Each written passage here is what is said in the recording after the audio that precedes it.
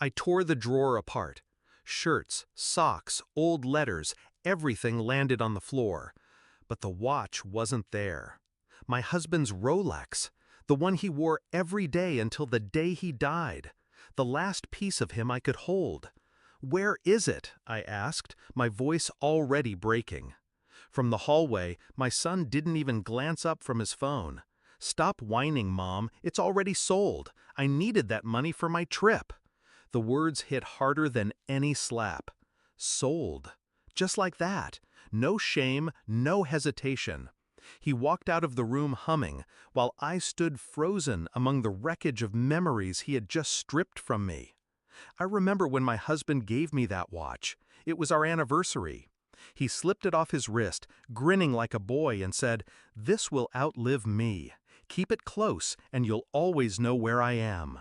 He was right. Every tick felt like his heartbeat. After he died, I would press it to my ear just to hear him again. It wasn't gold or diamonds that made it precious, it was him.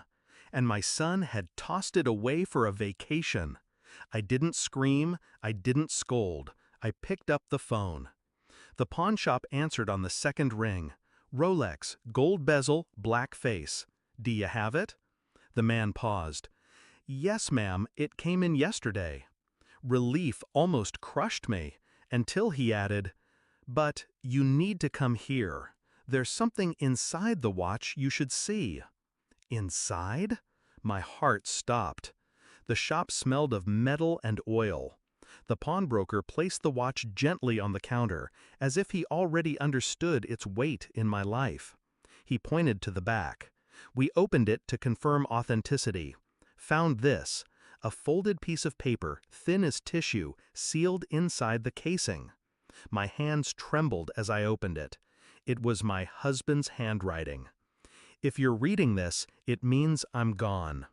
This watch isn't just a timepiece, it's a map. I left something for you, something only you will understand. Trust no one, especially him." And beneath the note, coordinates. My breath caught. My husband had left me more than memories. He had left me a secret.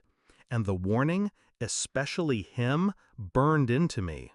He had meant our son. I didn't run home. I didn't confront him. I played along, silent and steady, while he packed his bags for his trip with money he had stolen from my grief. But that night when he slept, I checked his laptop. And what I found gutted me. He hadn't just sold the watch. He had been bleeding me dry for months. Transfers, withdrawals, small enough not to notice at first, but together they carved a canyon through my savings. Trips, parties, debts, all funded by dismantling the life his father and I built. Betrayal tastes metallic, like blood in your mouth. I traced the coordinates. A safety deposit box under my husband's name. I went the next morning. Inside was a folder, documents. My husband had been smarter than either of us. He left everything, stocks, property titles, hidden accounts, not to our son, but to me. The will was ironclad, airtight. My husband must have known what our boy was becoming. I walked out of the bank with the folder pressed to my chest. I wasn't broken anymore. I was armed. That evening, when my son returned, I was waiting at the kitchen table. The Rolex lay between us. He smirked. "So you got it back? Congrats!" I slid the folder open. His smirk cracked when he saw the documents. "What's this?" "Your father's real will," I said quietly. "Everything belongs to me. The house, the accounts, every cent." He laughed, weak, high-pitched. "You're bluffing." I pushed the notarized stamp toward him. "Am I?" His face drained. Then I showed him the bank statements. The stolen money. "You thought you were clever," I said, "but every theft has a paper trail. Every cent you took is documented. That's embezzlement, fraud, theft." He stammered. You wouldn't? Report my own son?" I leaned closer. "Try me." His bravado shattered. For the first time, I saw fear in his eyes. The next morning, I froze the accounts, cut off his cards, changed the locks.